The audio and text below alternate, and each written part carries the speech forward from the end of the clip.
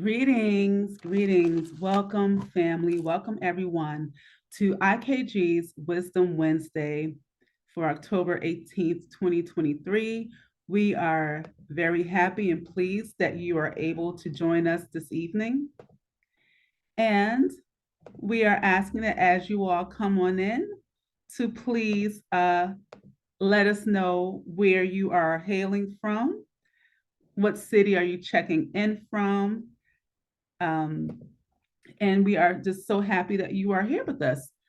So, as many of you may or may not know, IKG Wisdom Wednesday is a free monthly lecture series that we have every third Wednesday of the month, featuring speakers who speak on issues related to Black African American, African history, culture, spirituality, finance, education, all various areas of people activity that apply to us. And our goal is to learn how we can apply these new information and principles to our lives. So we thank you for always coming out and joining us. As always, we want to acknowledge the people and where you're coming in from, and the cities are just, they're coming in because, we are global, we're all over. So welcome, family from Miami, Springfield, Virginia, the DMV, New York City, Alaska, thank you, welcome, New Jersey, Mississippi, South Africa, welcome, Michigan, Canada, of course, DC, Maryland, Bowie, Suitland, the DMV, Inglewood, California. Yes, let us know where the family is coming in from. So as you all are coming in, we do want to start off with some brief announcements. So want to let you all know about a special program that IKG will be having on next Friday. It is the IKG screening of Global Assignment, The Life and Times of Dr. Runoko Rashidi. So this will be a film about our departed scholar, Dr. Runoko Rashidi. It will take place on Friday, October 27th, 2023, at 7 o'clock p.m. at the Thurgood Marshall Center. The address is 1816 12th Street Northwest, and the admissions is $20. And just want to let you know that the screening will be followed by a panel discussion featuring Senghor Bay, Atlantis and Tony Browder, Paul Coates, Zama Cook, and D. Amari Jackson. Again, this is a screening of the documentary Global Assignment, The Life and Times of Dr. Runoko Rashidi, Friday, October 27th at the Thurgood Marshall Center in Washington, D.C., 7 o'clock p.m., and the tickets are $20. We want to also invite you to, also for that event, we will be placing a link in the chat for you to register. It's actually in the chat for you to register and get more details about that event. We want to also encourage you to go to ikgculturalresourcecenter.com to learn more about our other programs and events that we have, including the final Egypt on the Potomac field trip for this season, which will take place on November 4th. So that's the final Egypt on the Potomac field trip for 2023. And hopefully you can join us. If not, the new season will begin in the spring of 2024. So we look forward to seeing you. And now for tonight's program and our feature presentation. We are always pleased to welcome Friends of the Congo with the Executive Director, Maurice Carney. We've had a long-lasting relationship with Friends of the Congo, well over 10 years, supporting the Break the Silence Week, Congo Week. And for tonight, Maurice Carney has a special presentation on Pan-African Rising in West Africa. Why now, and what does it mean for Africans globally? Maurice writes, Mali, Burkina Faso, and Niger have experienced the ascension to power of military leaders. They have all demanded that France and its military and diplomatic corps lead their countries.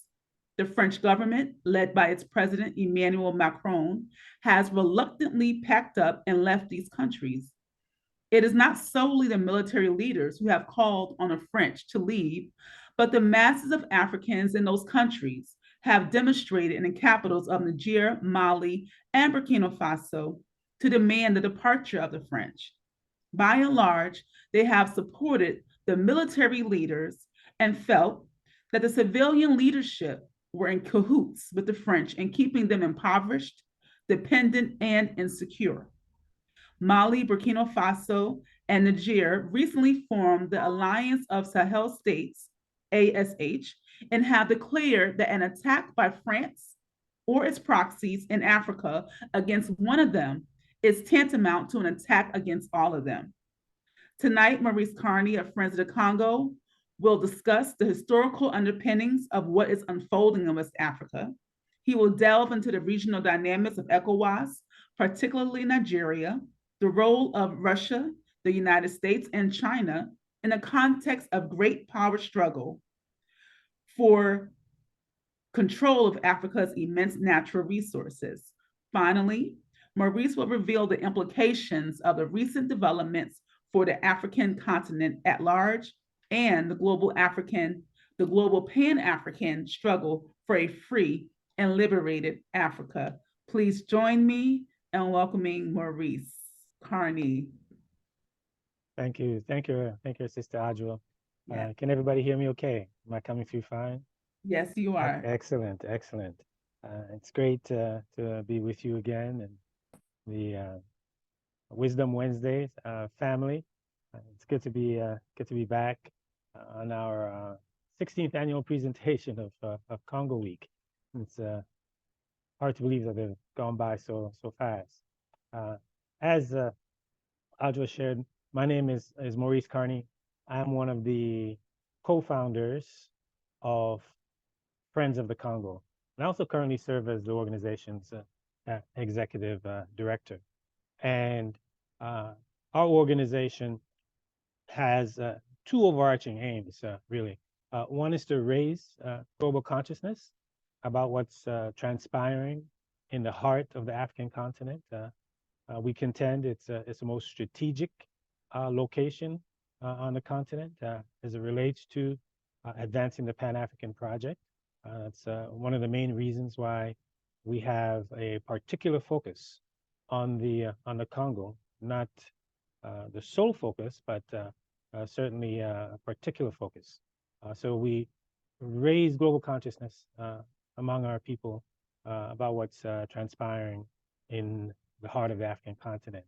And second, we provide support to local institutions, particularly the youth who are engaged in a dignified nationalist and Pan-Africanist struggle to bring about change, not only in the Congo itself, but Africa writ large.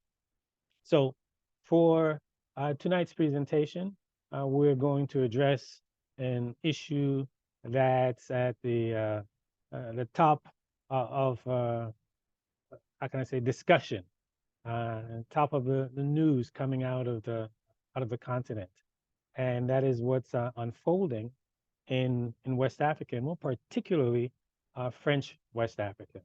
Now, one cannot understand French West Africa without being present to or aware of France-Afrique.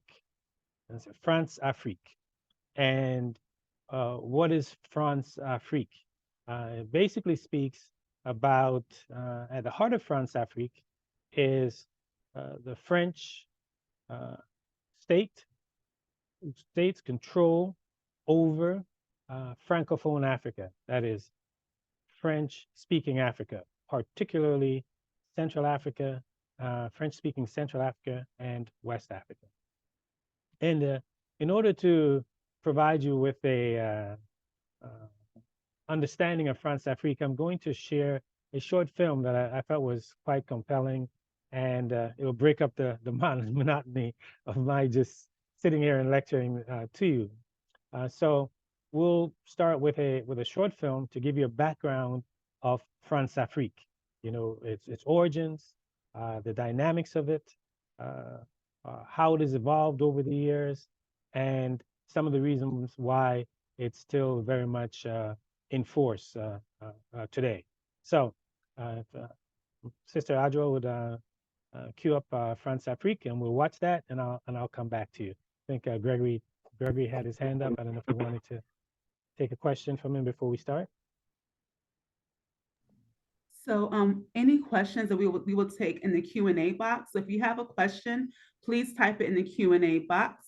And if you just want to chat and interact with the audience and other members that are in our audience, you can feel free to type those any comments in the chat box. With questions for our presenter, please post them in the Q&A box. Thanks. And the video will start shortly.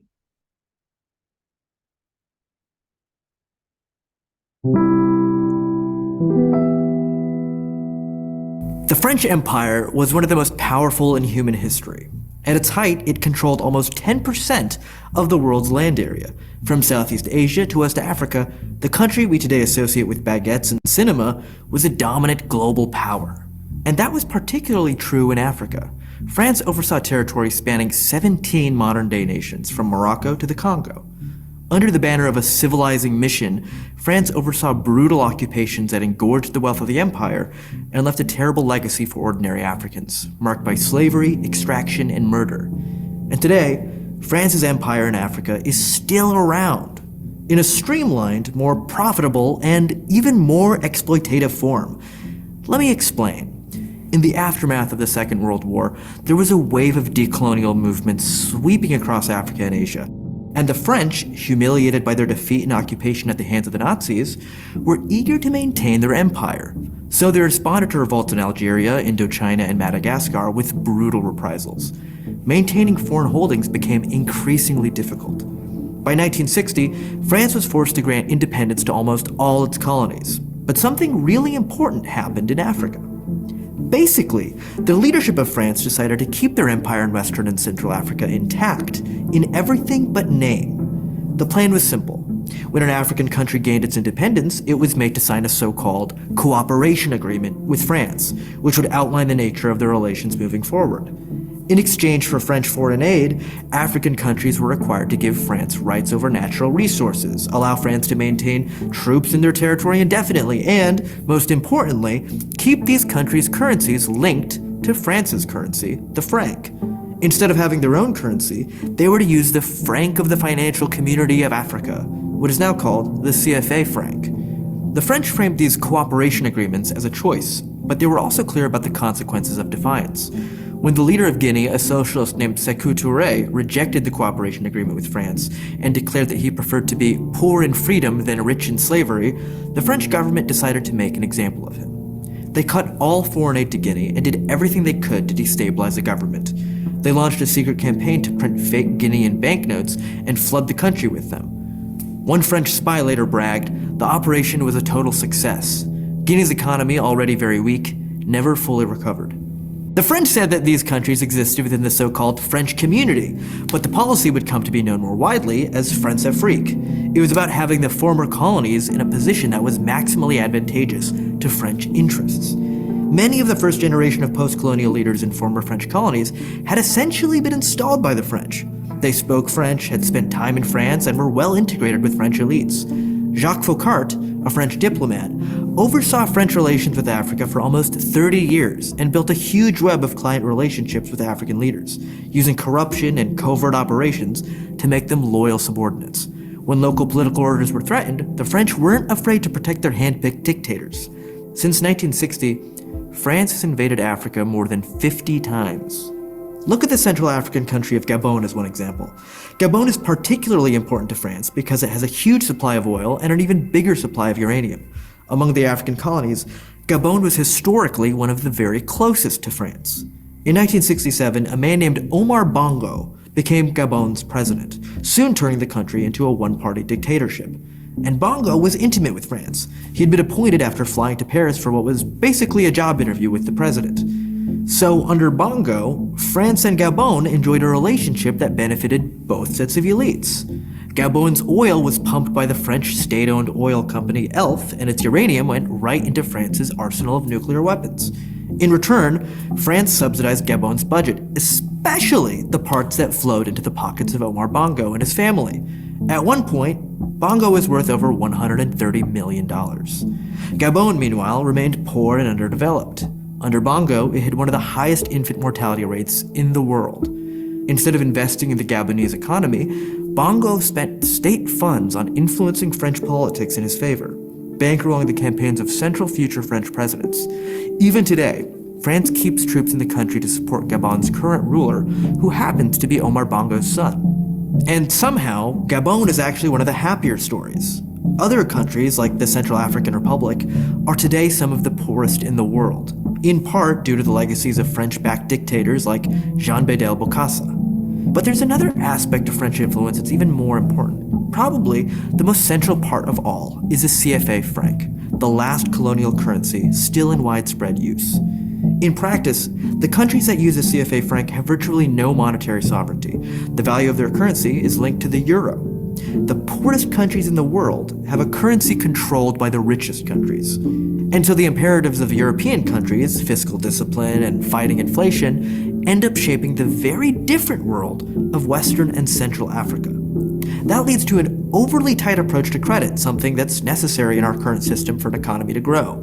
It means that any appreciation in the euro makes exports from these countries less price competitive. So just look at what happened in Senegal.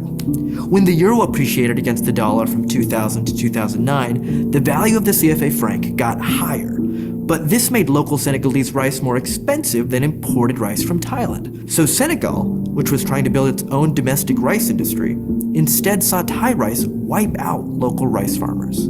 So because domestic products are expensive, this makes export-driven growth nearly impossible, which is necessary to lead a country out of poverty.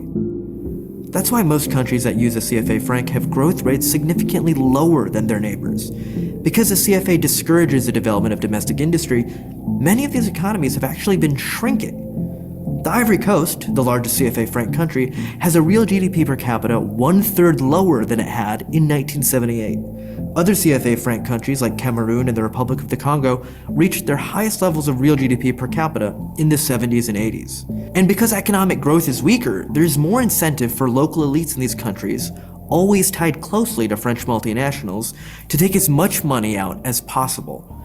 Billions of dollars have flooded out of these countries and into shell corporations and foreign bank accounts. Through massive corruption, these African elites have joined the ranks of the global super rich. In 2007, for example, Omar Bongo's daughter-in-law appeared on VH1 to buy an LA mansion for $25 million. And elites in France get a great deal too. They enjoy cheap access to natural resources and kickbacks from shady business deals.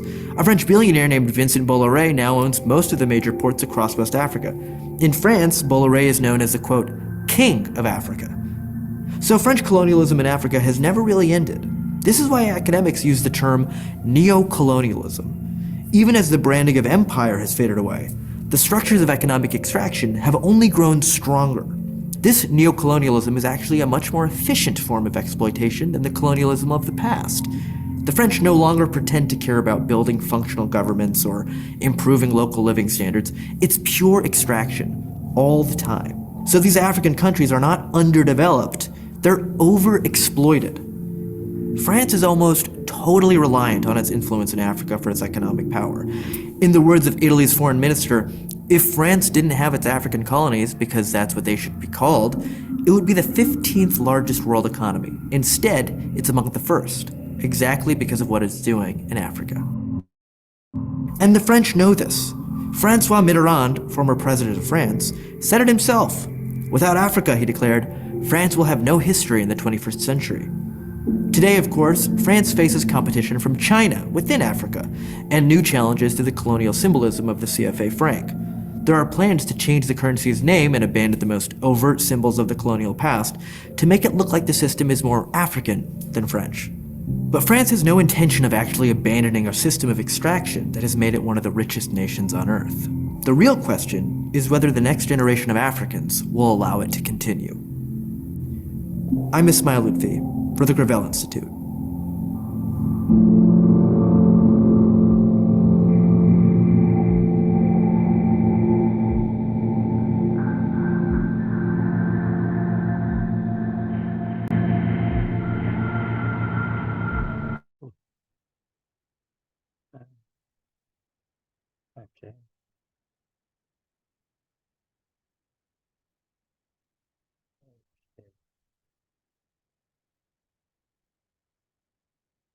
think we're back.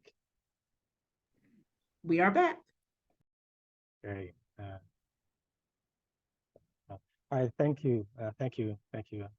Roger. Trying to get to the question that Okay. I don't know if you saw the question. I put a link to the video in the chat. Yes, I can do that. Okay, awesome.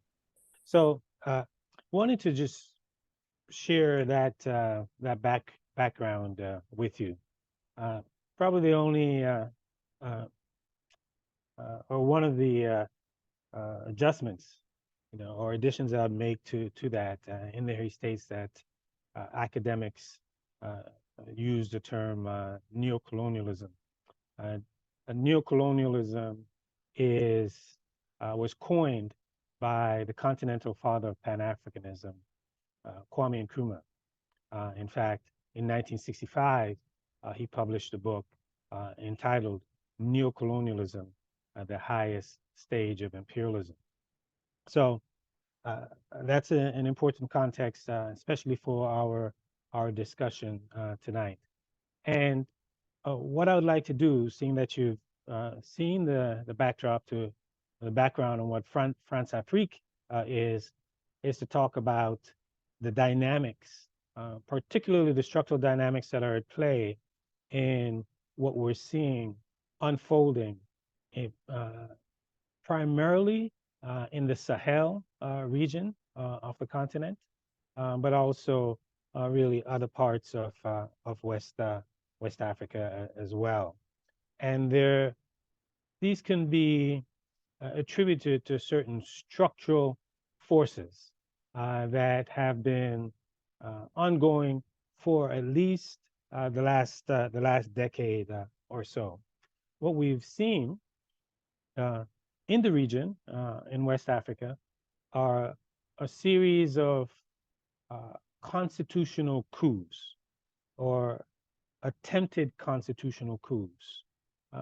Constitutional coups or attempted constitutional coups are where a president of a particular country has served his term in office, and whether the term is limited to 2 terms usually.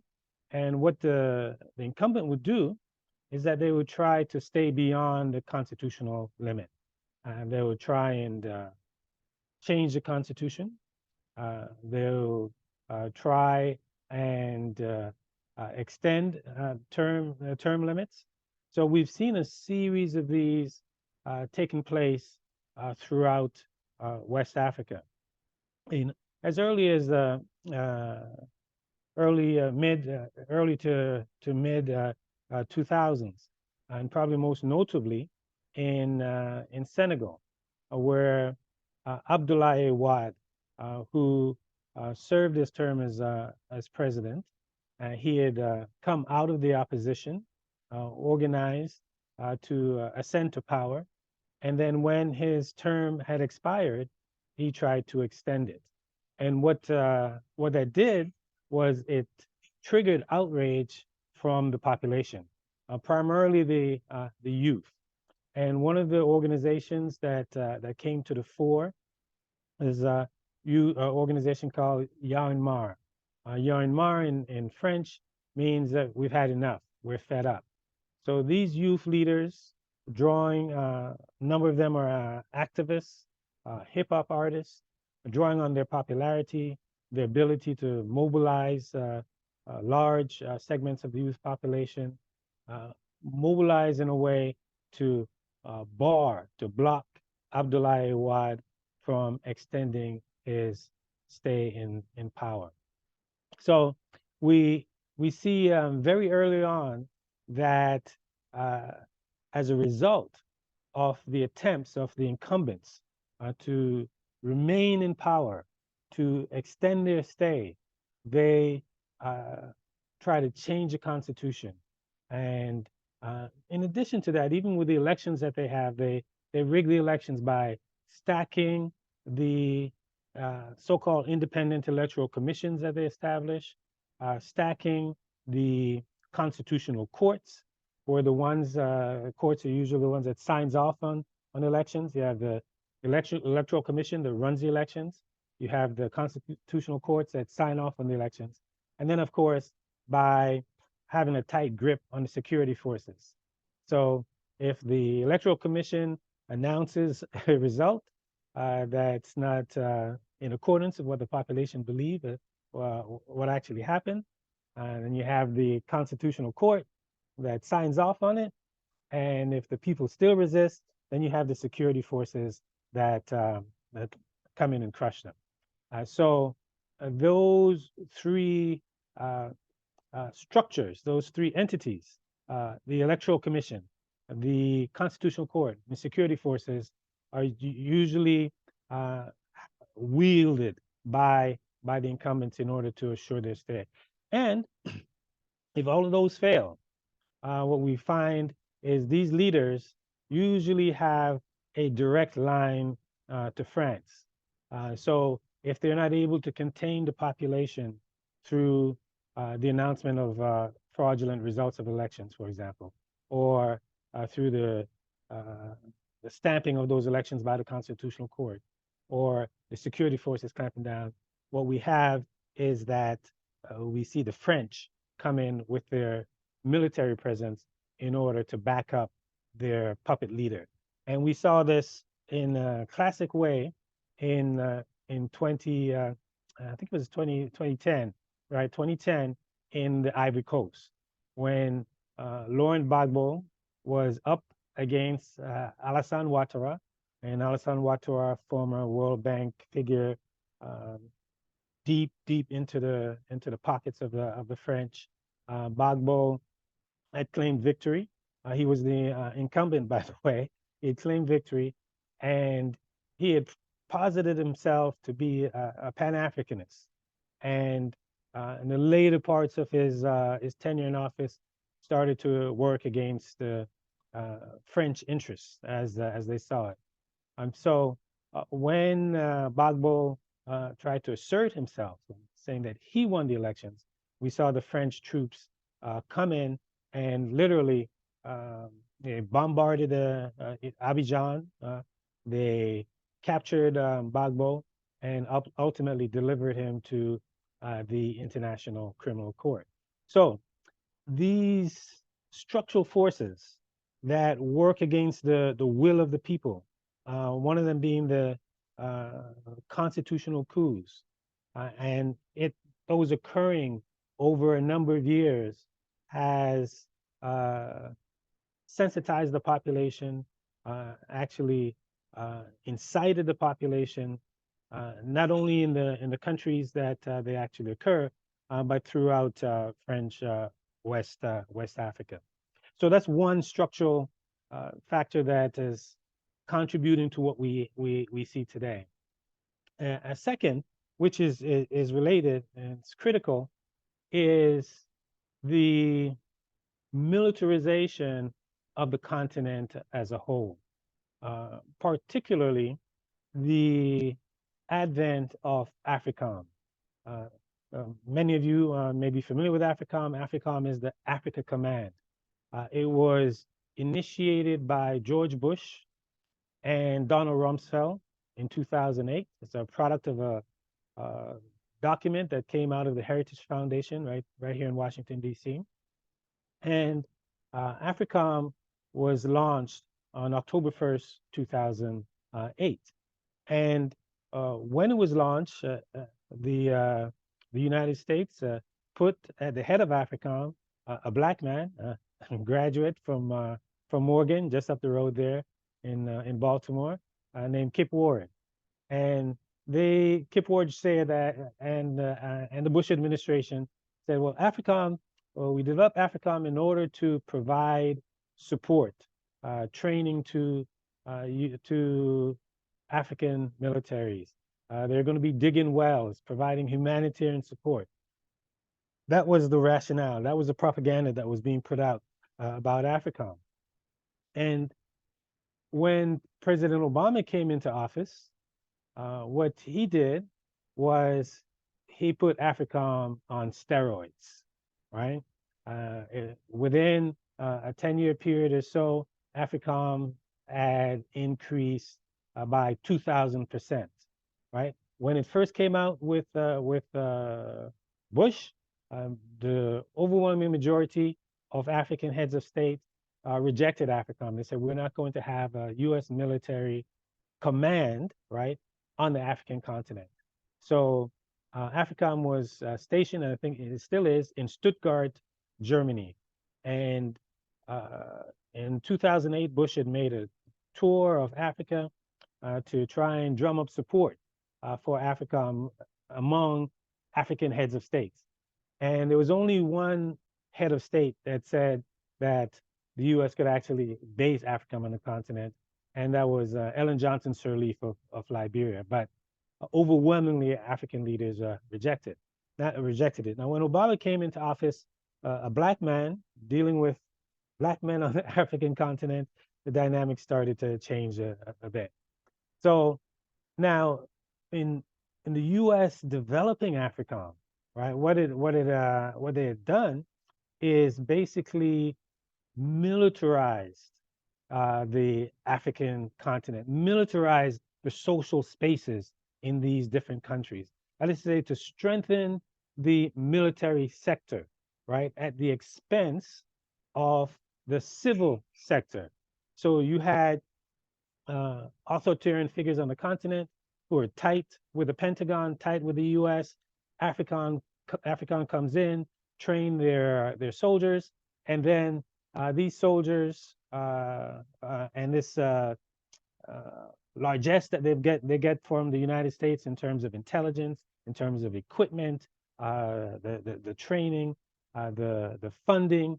Now, what these leaders do is to use all that military might to crush the people, right? To keep the population down.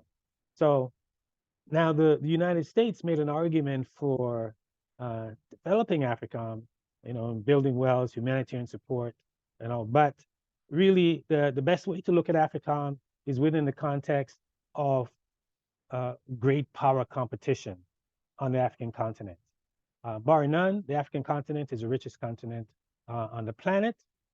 It has oil and minerals and strategic resources that are vital to a whole range of industries in the West, right?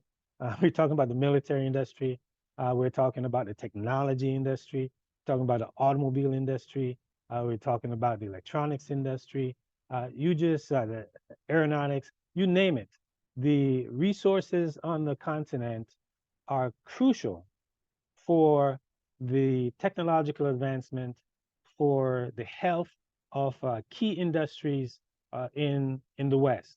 Therefore, the United States is going to vie to make sure that they have unfettered access to those resources so that there are no shortages, even though the U.S. has stockpiles of many of these minerals. Now, with the U.S. trying to do that, we have the advent of China, right? A burgeoning power that's set record economic growth over the last 3 decades or so. And they're going in using the same capitalist structure, right? Going into these African nations, but also using their economic heft to establish different types of deals, like infrastructure for minerals swap, bringing these nations in under what they call the Belt and Road Initiative, providing low interest loans, unlike what they get from the West. And because of the strength of the Chinese and because of the economic might of the Chinese, the AFRICOM for the United States, for all intents and purposes, is an equalizer. And the United States cannot compete, or not even willing to compete, with China economically on the African continent. But the equalizer, the gun, the military might, is what the United States has that they can introduce into space. So while the Chinese are building hospitals and roads and running pipelines, the United States is building a military infrastructure, training soldiers, establishing bases, In Niger, for example, where the coup just took place, the United States established $100 million drone base. The largest drone base in the world is in Niger. $100 million to set it up, and $25 million a year to run that drone base. So the US's footprint on the African continent is a footprint of military bases, special operation forces throughout the continent. And the coup de grace, where the United States basically bared its face, shedded the propaganda, came in 2011 when they joined with NATO, North Atlantic Treaty Organization, to overthrow the Gaddafi government in Libya, right? They went into Libya under this notion that the U.S. Principle that they've developed, the United States has developed, the notion of the right to protect, that they go in for humanitarian reason. The response, they call it the RP2, responsibility to protect. That is to say, if a nation starts to attack its own people and the people are defenseless, then the United States and Western powers can go in to, it's their responsibility to go in and protect. Now, those of us that are here in the United States know that's a sham, because they're not doing that protecting Black folks who are being beat down by the police and killed, every 24 hours. So the notion that they're going to allow Black folks, Africans, to not allow, but the state itself is going to brutalize and kill Africans in the United States, and then go and make an argument saying, oh, we're going to Libya to protect Africans over there. So if you're not protecting Africans in the United States, you know you're not going to Libya to protect Africans, right? So what happened was that they overthrew the Gaddafi regime, and he was ultimately assassinated. And they did it shamelessly, right?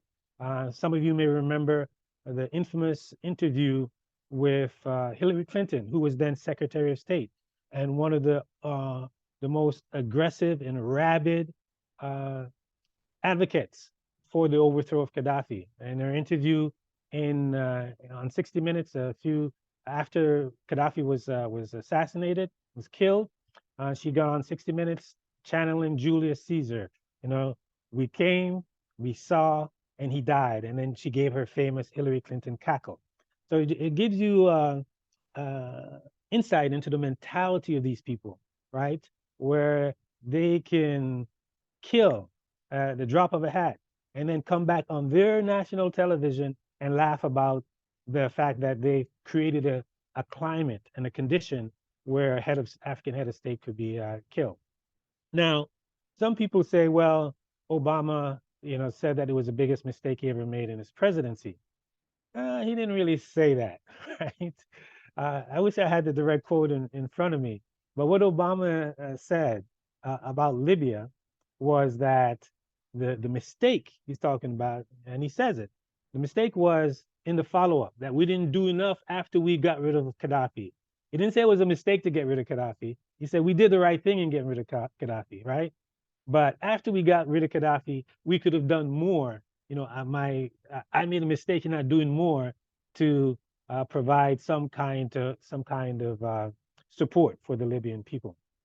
So we saw where you had a state that had free healthcare, free education, the largest donor to the African Union, Pan-Africanists, the most aggressive of the Pan-Africanist forces in terms of moving towards a unified continent.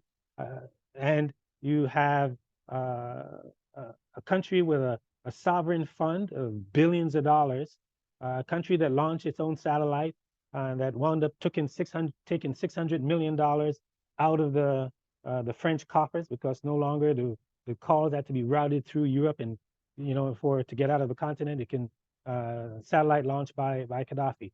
So the overthrow of Gaddafi, what that did was it released pent up terrorist forces that were in and around Libya, and weapons, the Sahel region, became awash in weapons. So that's another contributing factor, that the great power competition, the hyper-militarization of the African continent, the constitutional coups that we've seen. All this has been taking place over the last decade or so, leading up to what we've seen unfold over the last 2 or 3 years in particularly in Francophone or in French West Africa. Now, another critical structural element that's been at play over the last decade or so, I touched upon it a little bit in terms of the response to the constitutional coups. What we've seen is grassroots, youth-led, but not strictly youth, but youth-led mobilization across West Africa. A lot of it is targeted at these leaders who are trying to, conduct or undertake a constitutional coups, and without exception, right? These leaders that are doing these constitutional coups and saying that they're democratic leaders are in the pockets of the French. They're basically, as Thomas Sankara would call them, agents of neocolonialism. That is to say, they serve the metropole, they serve the European powers. Their interests are tied to Europe, not to their own countries, and not to the Africa, right? In fact, what you find, a clear sign of it, whenever they get sick, you don't see them going to a hospital in their own countries. You find them in a hospital in Europe, right? That's where their mansions are. That's where the money is in European banks, and that's where they go to get care whenever they get sick to a point where they need hospitalization. So the youth have been rising up. I mentioned to you Yaoundé Mar in Senegal to combat Abdoulaye Wade, and then the next stark case that we see of youth uprising occurred in Burkina Faso in 2014, led by a youth group called Ballet Citoyen, right? They are the citizens' broom. They are sweeping the leadership out of power. And in this instance, the leader, they had an ideal target in the leader of Burkina Faso at the time. His name is Blaise Compaoré. And Blaise Compaoré was tight with Thomas Sankara. I'm sure every one of you in the call on the Zoom are familiar with Thomas Sankara, who led Burkina Faso in the early 1980s, Pan-Africanist, revolutionary, and Blaise Compaoré was tight with him. But Blaise Compaoré, in cahoots with the French, assassinated Thomas Sankara in 1987, October 15th. We just commemorated the assassination of Sankara this past week. And since that time, Blaise Compaoré has ruled Burkina Faso. And not only has he ruled Burkina Faso, but he, for all intents and purposes, we could call him, he was the head Negro in charge in West Africa, right? There's been a number of head Negroes, throughout the years in West Africa. Some of you may be familiar with Houphouët-Boigny of Ivory Coast. He was the go-to man for France and the United States. Leopold Senghor was another go-to man for France and the United States. Well, Blaise Compaoré was the latest in West Africa, the go-to man. And in fact, he was derided by the population. He was detested by Pan-Africanists, knowing the role that he played in assassinating, ridding us of one of the most advanced thinking, advanced acting Pan-African leaders in the last 3 decades or so in Thomas Sankara. So in fact, even when I think it was may have been 2014, that same year, or earlier, a little bit before 2014, the Congressional Black Caucus in their annual legislative conference invited Blaise Compaoré to Washington to speak at the annual legislative conference. And we were incensed, we protested, we were outraged at the fact that the Black leaders in the United States, political leaders, would invite the murderer of Thomas Sankara to come to Washington to speak to Black folks in the United States. So that gives you a sense the extent to which he was a part of the system in the pockets of the empire in the United States and of the France-Afrique empire. So in any case, the youth in Burkina Faso, led by Ballet Citoyen, in cahoots, in collaboration, coordination with women's groups, with workers, with faith leaders, they rose up and actually kicked Blaise Compaoré out of power. He had served in power for 27 years, over a quarter century, and they'd had enough of him. So what we see underlying the movements in West Africa, the events unfolding very early on, are these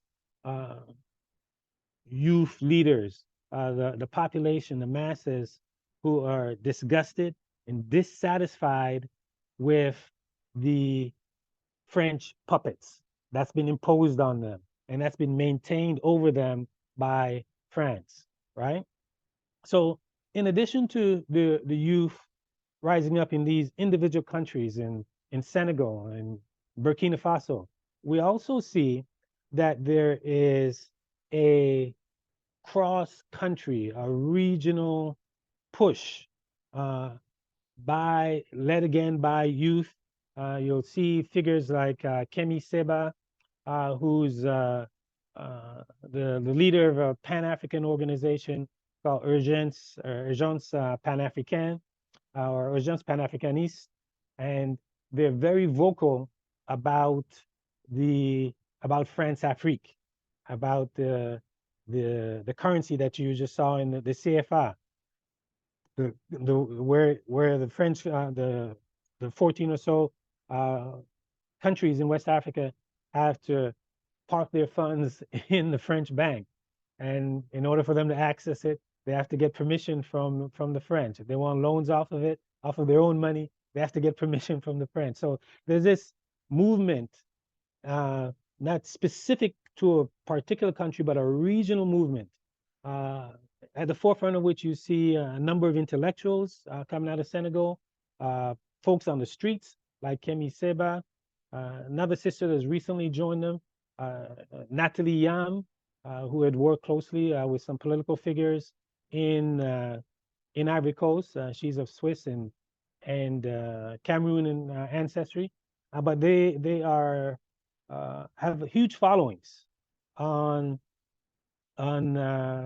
have huge followings on social media. So, and they've been a part of the process of sensitizing the population, the anti-French sentiment that you see throughout West Africa, in a lot of respects have come as a result of the youth in West Africa being active in social media, but not just on social media, but also in the communities. A tremendous amount of political education that's been unfolding in there.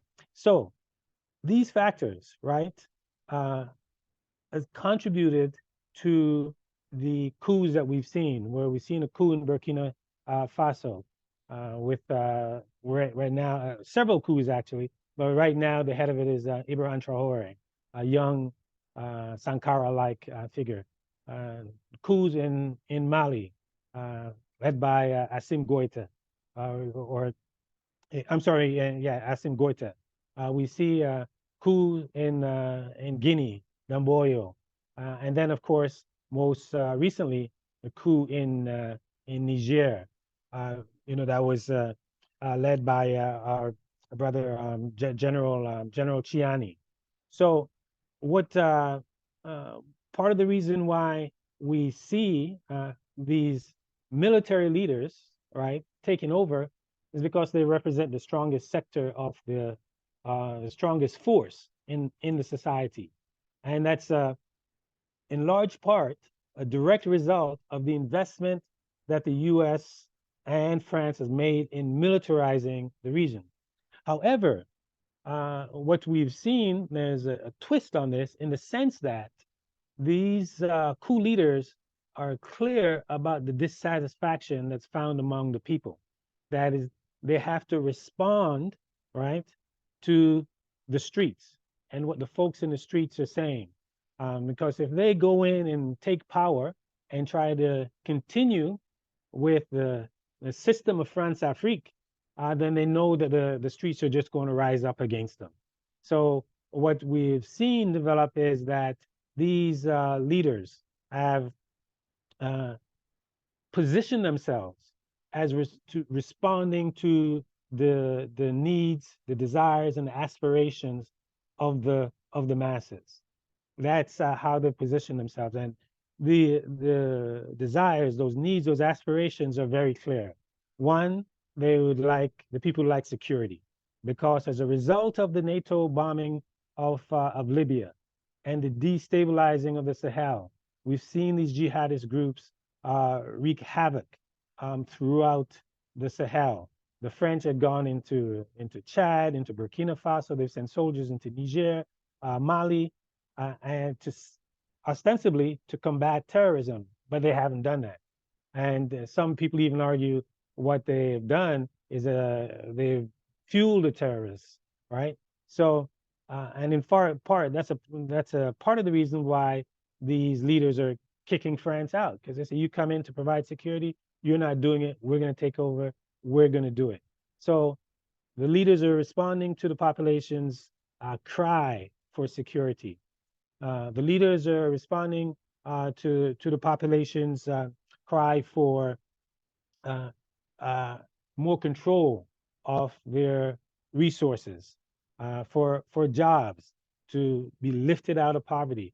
The United Nations Development Fund had done a survey of the region. They surveyed some 5,000, a sample of 5,000 people throughout the region, and they're very clear. The people are very clear about why it is that they want to see change in the region. They want to be rid of French neocolonialism. They want to be rid of the insecurity that's been spurred on by NATO and AFRICOM.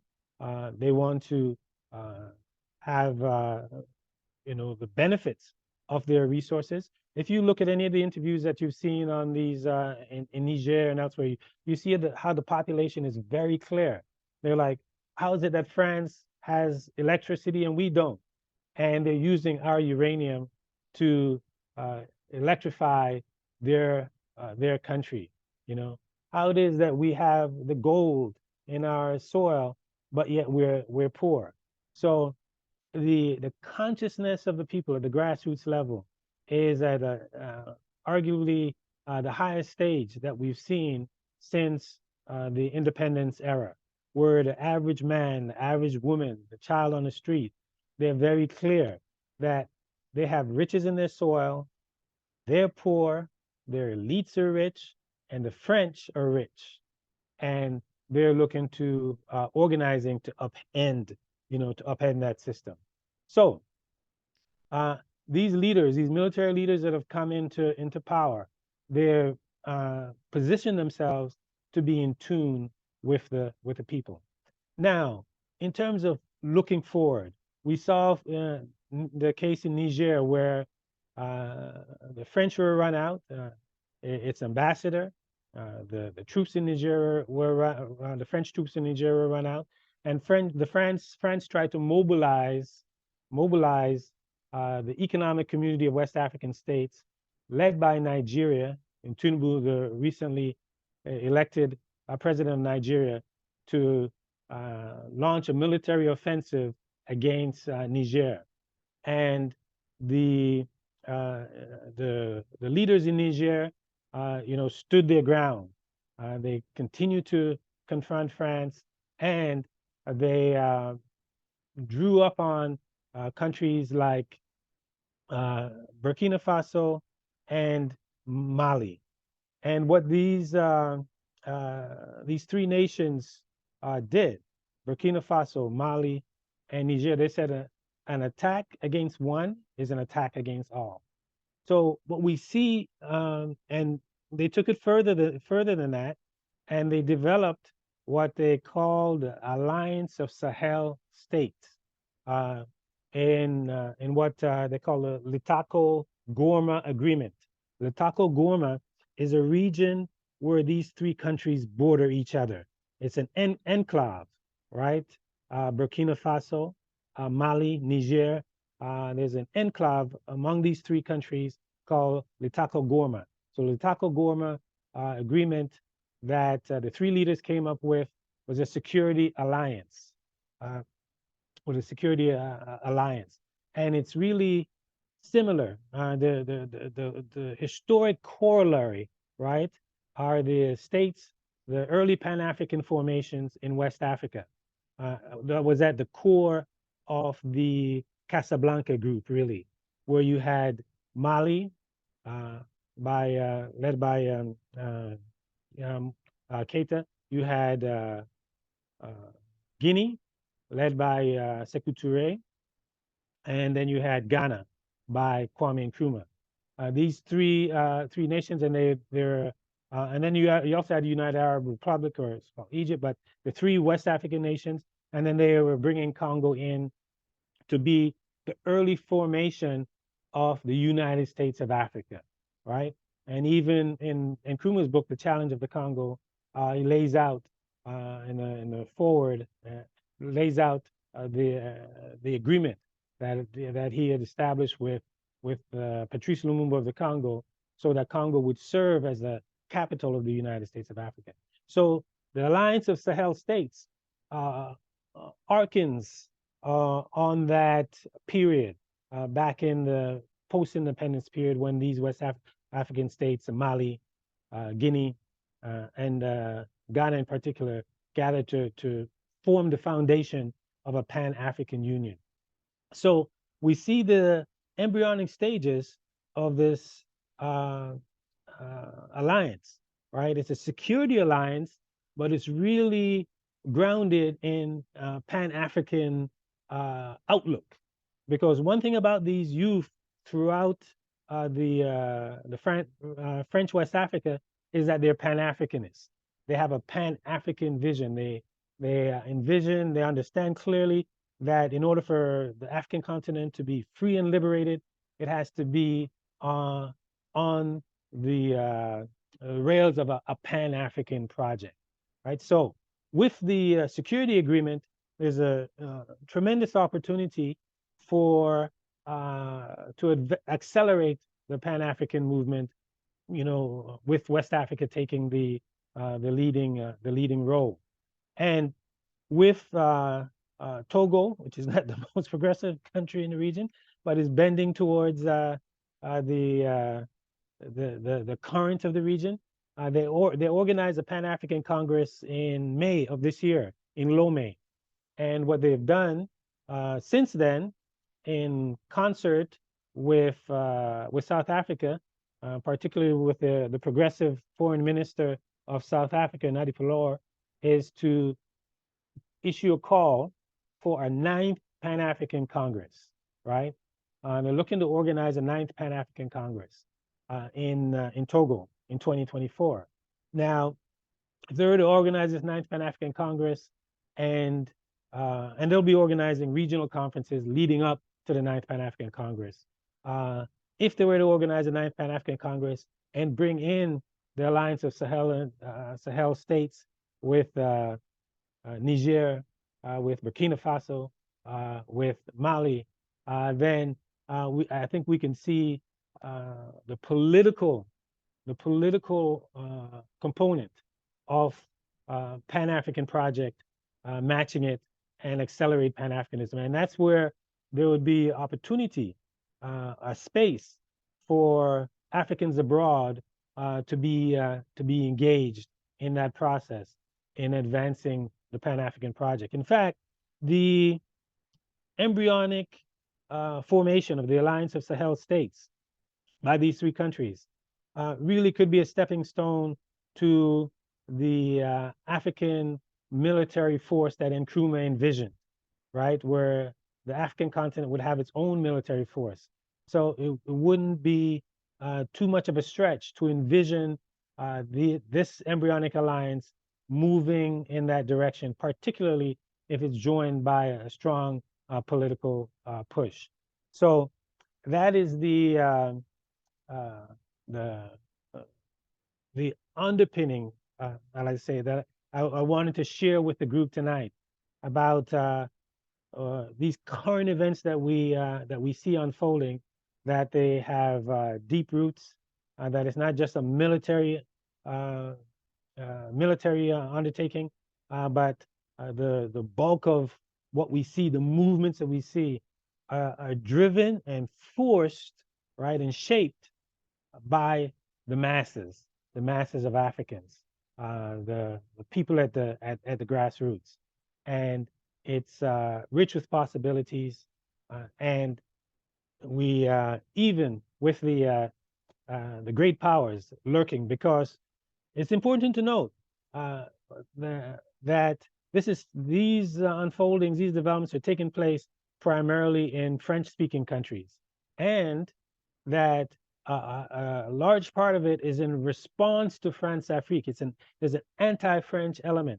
Certainly, there's an anti-imperialist element, but the sharpest edge of the anti-imperialist element is against the French, not against the United States. We haven't seen, we've seen Niger, for example, call for France to get its soldiers out of Niger, but they haven't called for the United States to leave. The United States has the largest drone base, has about 1,500 soldiers in there. Some of you were probably first introduced to U.S. presence in Niger when the brothers got killed in Niger a few years ago, a number of years ago, U.S. soldiers, and it hit the news, and people like, what, we didn't know the U.S. was in Niger. What are they doing there? So we haven't seen an anti-imperialist, certainly a strong anti-imperialist edge coming from the masses against the United States. But we'll see how that unfolds. So I'll leave it there. I think I've spoken long enough. And any questions that you may have, I can respond to those questions, and especially as it relates to our role here as Africans abroad, and how we can be a part of that overall, arguably, the strongest Pan-African thrust that we have today in real concrete terms, where you have states, African states, openly declaring their Pan-African project, right? And channeling Pan-African leaders of yesteryears like Thomas Sankara. Awesome. Thank you, Brother Maurice. So we are asking that if you have questions for Maurice, that you please place them in the Q&A box. And we're going to give, while you all are typing up your questions for that great presentation, I want to remind you all about the event that IKG is hosting on next Friday. It's the film screening of a documentary, Global Assignment, The Life and Times about the Runoko Rashidi, that will take place on Friday, October 27th at the Thurgood Marshall Center at 7:00 p.m. And tickets are $20. We'll be placing again in the chat a link where you can sign up, purchase tickets, and get more details about that program. So, Maurice, I'm going to start with a question from Brian, who asked if you could please parallel this situation to the one in Ethiopia, Congo, and Sudan. Yeah, I saw that question. I didn't quite understand the question when he said parallel the situation with Ethiopia, Congo, and Sudan. Is he talking about contemporary Congo, Ethiopia, and Sudan, and what's unfolding there? Is he talking about the coups that have occurred in Sudan? Is he talking about the regional conflicts, internal conflicts that are unfolding in Ethiopia? Brian, if Which, you can yeah, I please, wasn't clear. yeah, if you could please clarify your question, and we will attempt to get that answered for you. So let's go to Lowell's question. Lowell is asking if we can equate the activities of AFRICOM. One, employ a broad-reaching diplomacy, development, and a defense approach to foster interagency efforts. Two, to help negate the drivers of conflict and extremists in Africa. And along those lines, Lowell is also asking, who are the threats of AFRICOM? So just let me repeat Who are that. the threat? Oh yes, go ahead, please. Yes, and for everyone else in the audience, again, if you can please type your questions in the Q&A box, and that will ensure that we're able to get to see your questions and hopefully get them answered.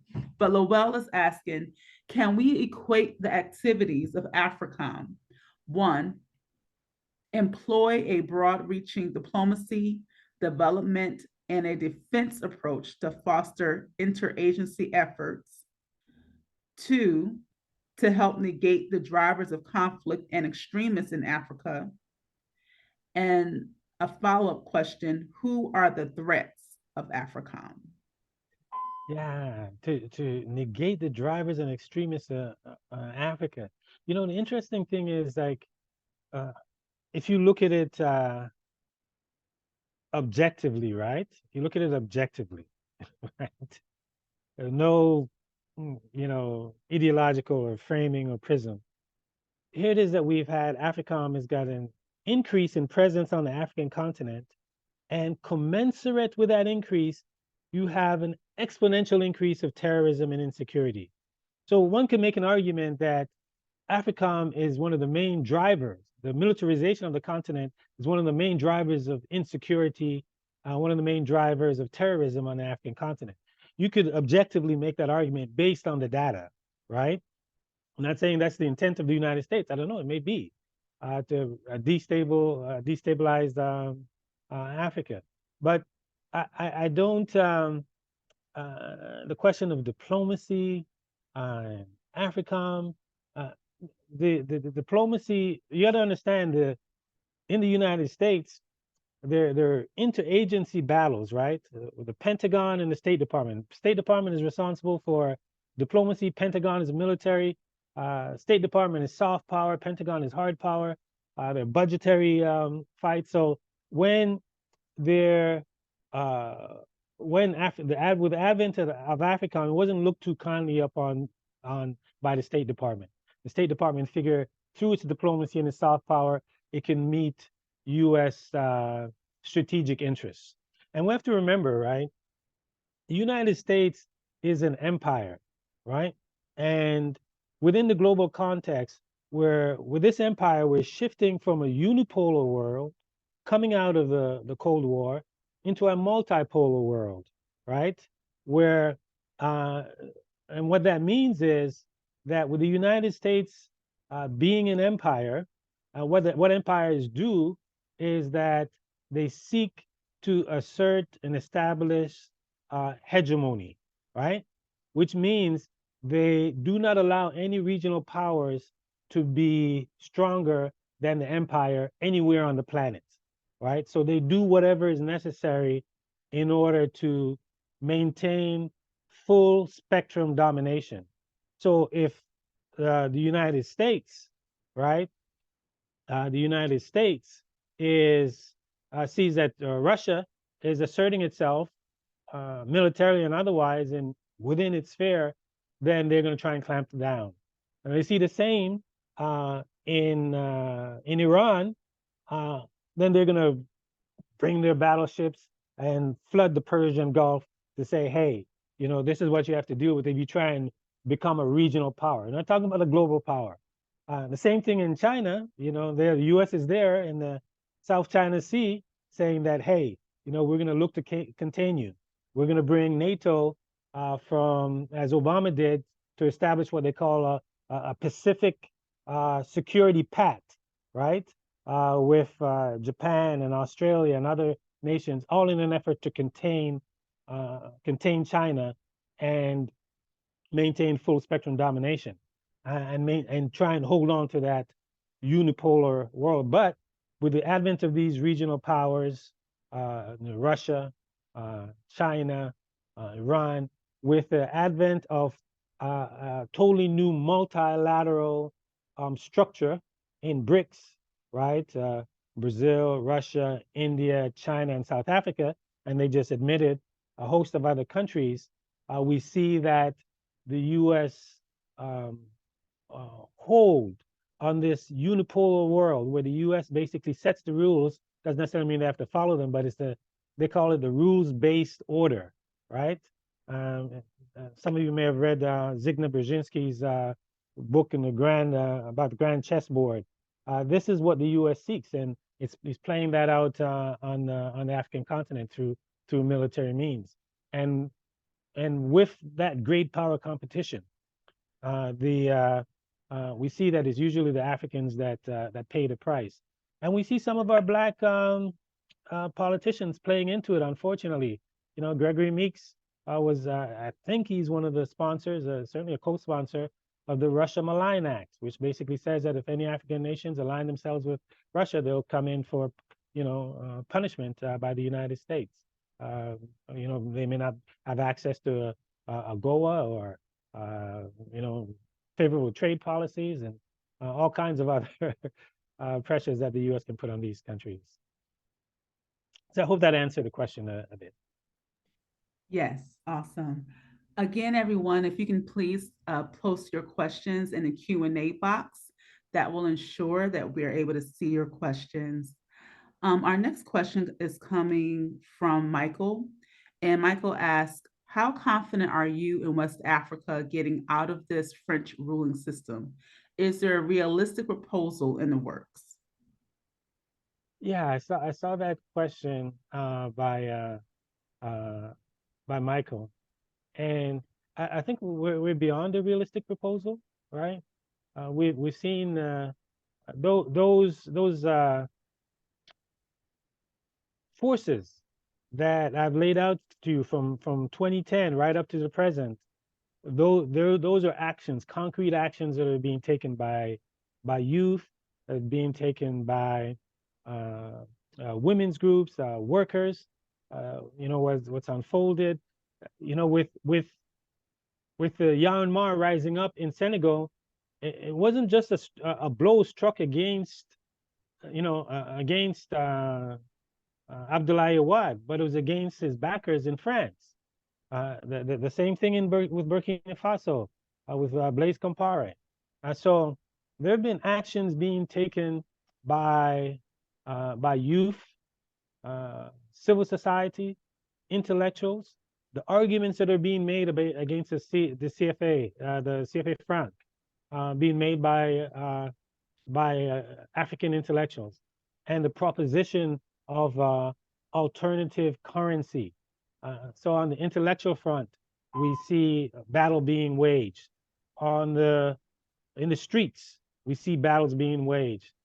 So what we see unfolding now, Michael, is not only a proposal, but concrete actions that are being taken by state actors and non-state actors, by Pan-Africanists. And this is an important point. At the forefront of these actions, right? At the forefront of these actions are Pan-Africanists. So as my colleague and friend, brother from Ivory Coast, Nyaka Logoke, said, the revival of Pan-Africanism. So we're seeing the revival of Pan-Africanism in West Africa, and the manifestations of it, right? If you listen to young Traoré, Ibrahim Traoré, it's like listening to Sankara, right? It's the Pan-African project is very much at the foundation of the resistance that we see and of the formations that we're seeing.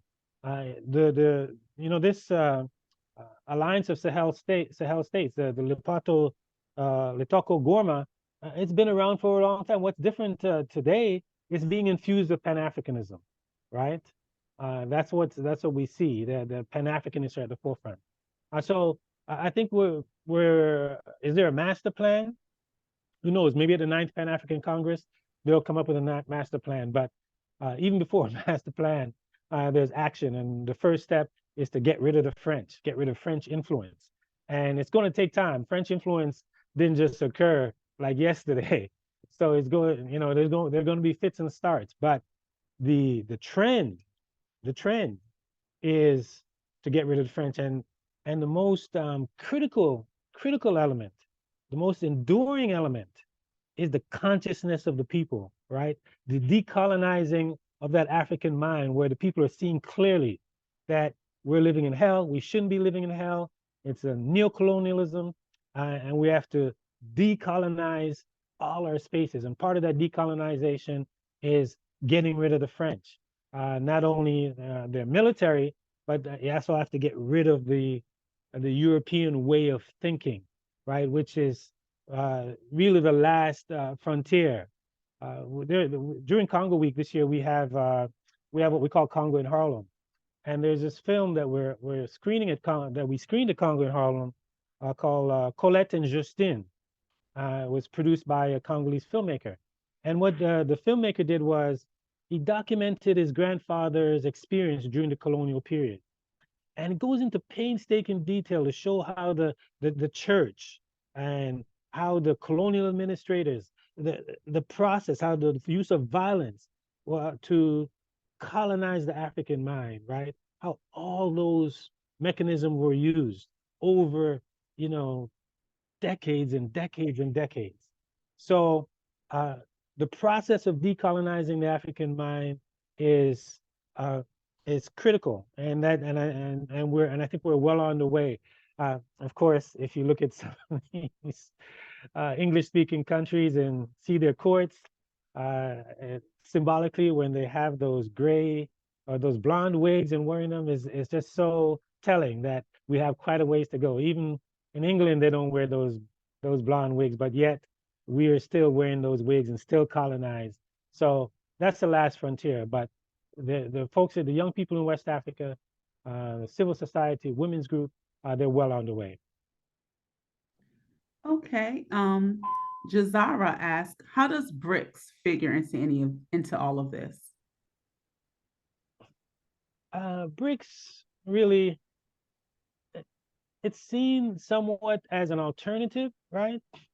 It figures into it in that it's a signal of the coming multipolar world, of the shifting of power from the global north to the global south.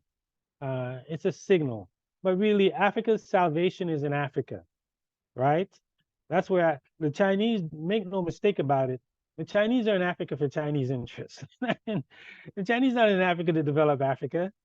Africans got to take that on. You know, it's kind of interesting.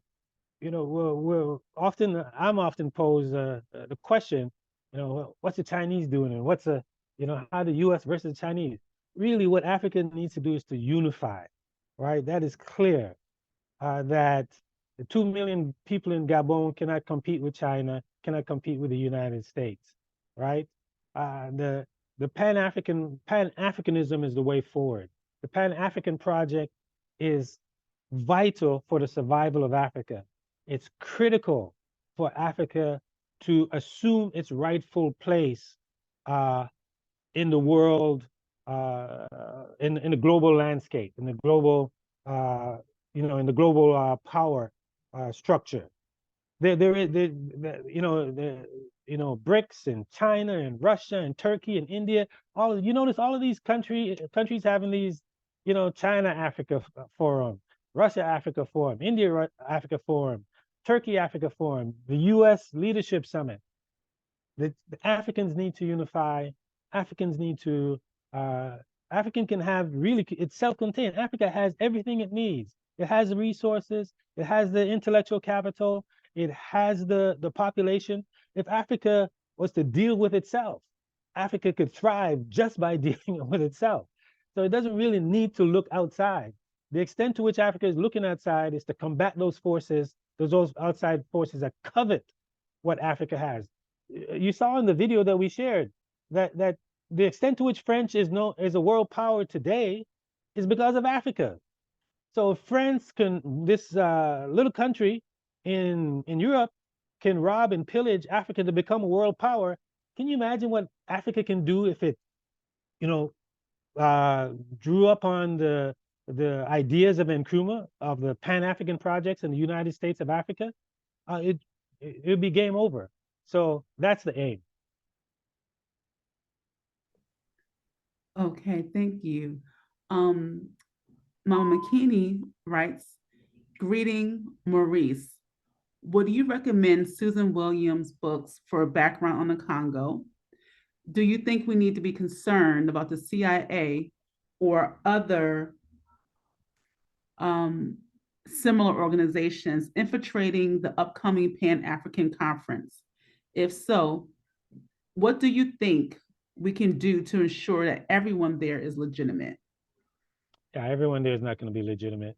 The previous Pan-African Congresses and conferences were infiltrated, particularly the sixth Pan-African Conference in Dar es Salaam in '74. So that's I think the key is to assure that what comes out of these congresses are concrete, that can be clear. Let me put it this way. We've seen, right? We've seen Burkina Faso, we've seen in Mali, we've seen in Niger, when the puppets have been imposed, when the external influence, when external forces have tried to exert their influence over the affairs of these nations. The people are not standing for it. So if anything comes to them that's not in their interest, there are a certain level of consciousness right now, a certain level of political consciousness, political awareness, right? Where they'll outright reject that which is not working in their interest. The people are the last line of defense. The ultimate liberation is going to come when the people are politically educated, when the people are conscious of their interests. Then the CIA and all those other forces, they won't be able to stop the masses. So we're seeing it play out in our faces. What that look right in front of us, what that looks like when the people are politically aware and organized and mobilized. So yeah, it's going there'll be infiltrations. There's no doubt about it. Susan Williams' book, I guess there are two books that she came out with. I guess you're talking about what is it? White. I forget. The name escapes me now. White. It's gonna come to me. But she deals with spies in the Congo. White Malice. Thank you, Brother Quito. White Malice. Yes, I definitely recommend White Malice. And the other book that she wrote dealing with the Congo in World War II and its role in the Manhattan Project and the uranium that was used from the Congo to develop the atomic weapons in the U.S. that were dropped on Japan. So yeah, it's cool. Her books are cool. Yeah. Okay. Robert is asking, what are the opportunities for African Americans? So what role might we play in this? There are tremendous opportunities. There are opportunities to be engaged in business, acquisition of land, working with folks on the ground, throughout the continent. There's tremendous opportunities to support some of these movements that are on the continent, that are progressive movements that are trying to bring about change, opportunities to provide a platform for the movements to get the word out, to educate the people here in the U.S. And there's a certain segment of our population that needs to get access to this information, because there are certain segments of our population here in the U.S. now who are becoming more provincial and looking inwards and just concerned about Black folks here, and Malcolm shared with us long ago, when he formed the Organization of Afro-American Unity, that he was talking to one of the brothers in the audience. They were questioning Malcolm and said, "Why are you showing a film on the Congo, bringing Congo into the equation?" And he said, as long as you think you got to get Mississippi straight, before you get the Congo straight, you'll never get Mississippi straight. So opportunities for connections, building the ties, with our brothers and sisters on the continent. And the key is just connecting with trusted individuals and organizations. But there are a tremendous amount of opportunities to be engaged. If people want to know more specifics, you can hit us up at info@friendsofthecongo.org. Just shoot a question out to us and let us know you're trying to make connections on the continent, and we'll do our best to direct you to some progressive forces in different sectors of African society. And that's info@friendsofthecongo.org. Thank you. Gwendolyn asks, former ambassador to the U.S. African diaspora, H.E., His Excellency Dr. Africana Quao, has an organization, the African Diaspora Development Institute, and is working to reconnect us back to the continent. Do you know anything about the discussion of having a Pan-African Congress in Uganda in 2024? Yes. Ambassador Arikana, I know the folks who are organizing the 9th Pan-African Congress, they're either in communication with her or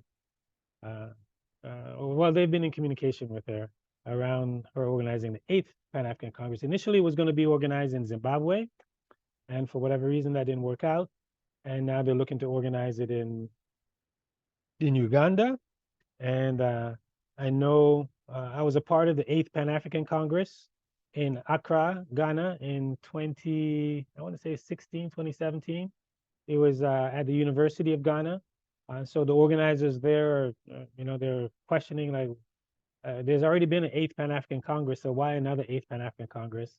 And then why do it with a figure like Museveni, who is one of the main agents of neo-colonialism on the continent for the United States, in terms of the military support that he gets from the U.S., the financial support, the training, the fact that Museveni sends his soldiers into Iraq and Afghanistan to go fight with U.S. military in those countries. So I know there are questions about the Pan-African credentials, even though Museveni will tell you he's a Pan-Africanist.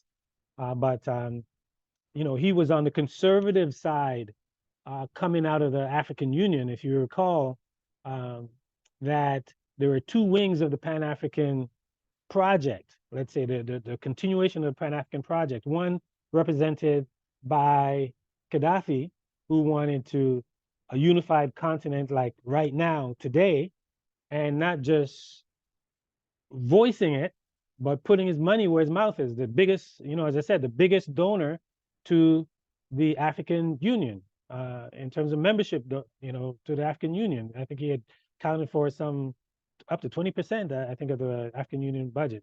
And so he's really, wanting to establish a continental currency backed by the gold that, he had, that the U.S. and Europe stole when they overthrew him.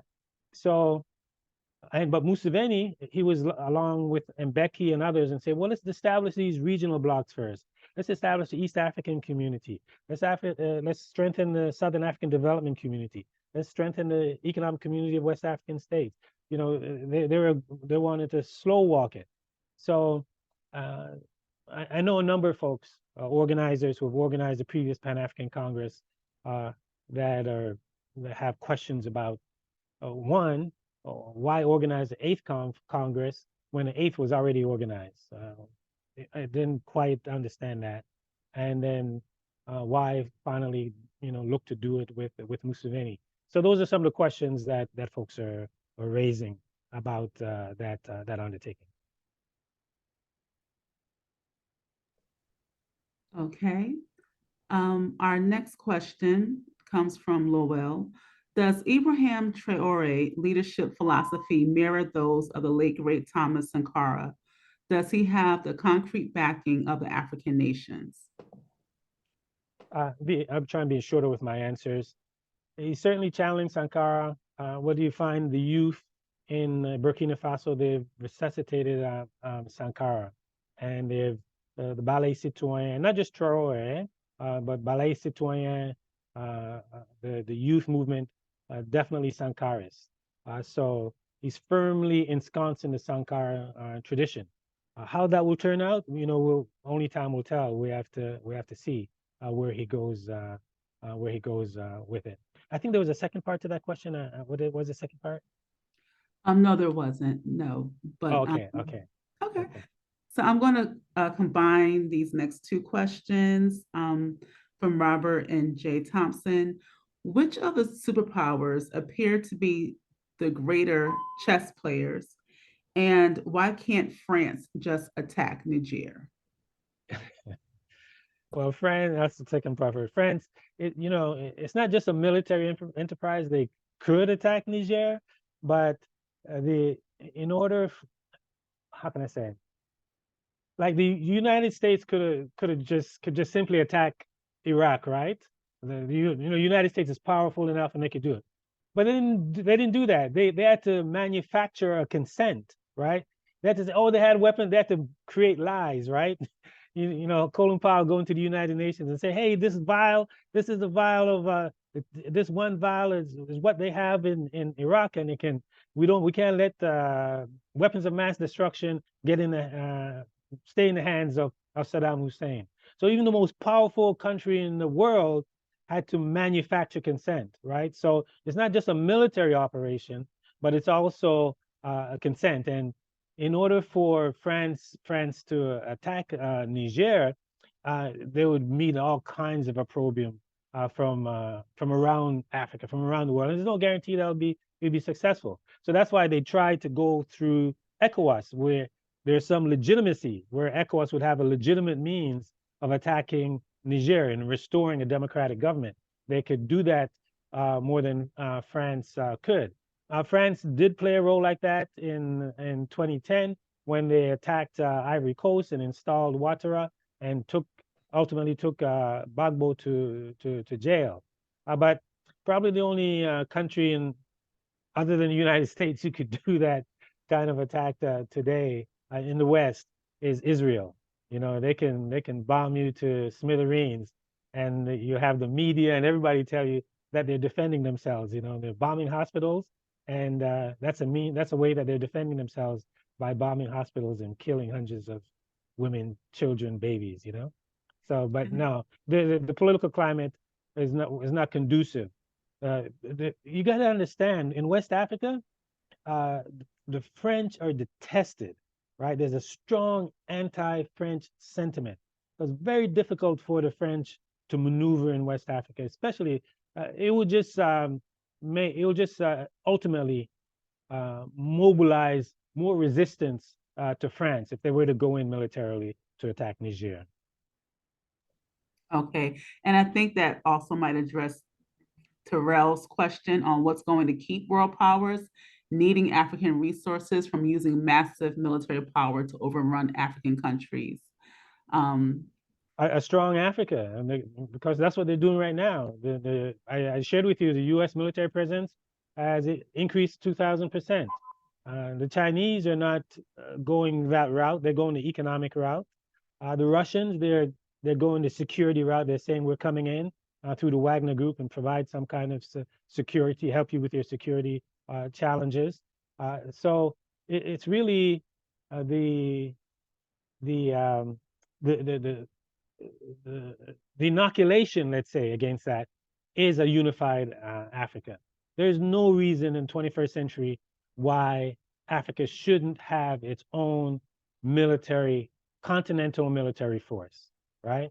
But as we see today, the military, quote unquote, the security arm of the African Union is funded to the tune of, I think the last time I checked, was like 96% from French money, right? So these leaders are not serving the African continent. They're serving French and Western interests. So a strong unified Africa, and what we see with the alliance of Sahel states is a really good start in that direction. Okay, Jay Edwards asked, do you think West African countries and Caribbean countries should build better, stronger relationships/unions, possibly to help build better economic strength and be more accepting to each other? or is it too far gone with corruption and foreign ownership in other countries? And I'm going to attach to that a question by Lowell. What is the modern day Pan-African challenge uh, faced by the movement within itself? So perhaps there's an overlap with those two questions.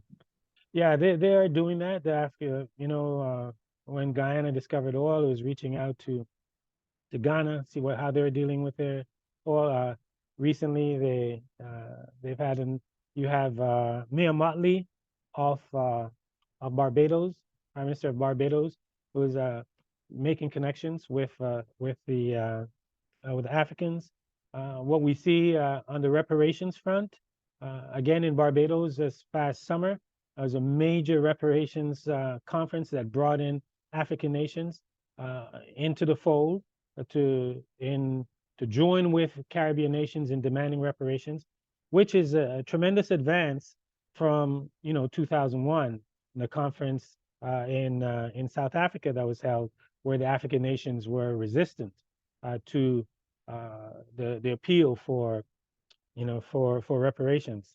The only thing is that I guess the concern in this move, it's not being financed by Africans. It's being financed by the Soros. At least this one was, anyways. The Reparations Conference Soros Foundation. So it'd be good to see, those African states. They have the resources to do that. And the challenges within the Pan-African movement. Well, the challenge, there's so many challenges, right? Pan-Africanism today is not clearly defined, fully clearly defined. So you see a lot of claims for Pan-Africanism. You raised the question earlier. We already had an 8th Pan-African Congress, and now there's another 8th Pan-African Congress being organized in 2024. Then there's a 9th Pan-African Congress being organized. So there needs to be a coming together of the Pan-African forces on one unified front. We need to see more states, because that's where the power lies right now, and that's where the biggest advances were made in Pan-Africanism during the independence period, where you actually had states that were Pan-African states, right? Where I'll give you an example with Guinea, with Sékou Touré. When Nkrumah was overthrown, Nkrumah became co-president of Guinea with Touré. With Guinea, when after the All African People's Conference of 1958, they dispatched emissaries to Congo and to Angola to work with, Agostinho Neto, to work with Patrice Lumumba in gaining their independence and their freedom from the colonial powers. So we don't have we don't have Pan-African states right now. We see with the there was this teacher from Morehouse University, a white lady. When Gaddafi was overthrown, she tweeted, gleefully, "Pan-Africanism is dead," right? So with Libya was the strongest Pan-African state on the continent. And not only did it reach out to support folks on the continent, it would bring in delegations from here from the United States to Libya under the guise of the auspices of a Pan-African project. So we need a strong Pan-African state that can help to accelerate the Pan-African project as envisioned by Kwame Nkrumah. Awesome. So I'm going to, this will be our last question. Looping back to our first question from Brian, who gave some clarity to his question.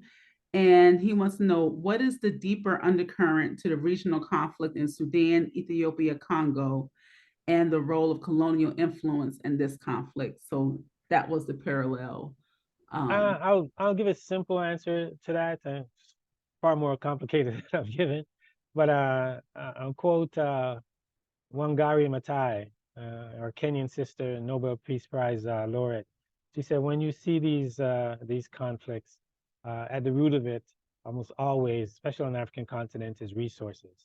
Who's going to control those resources?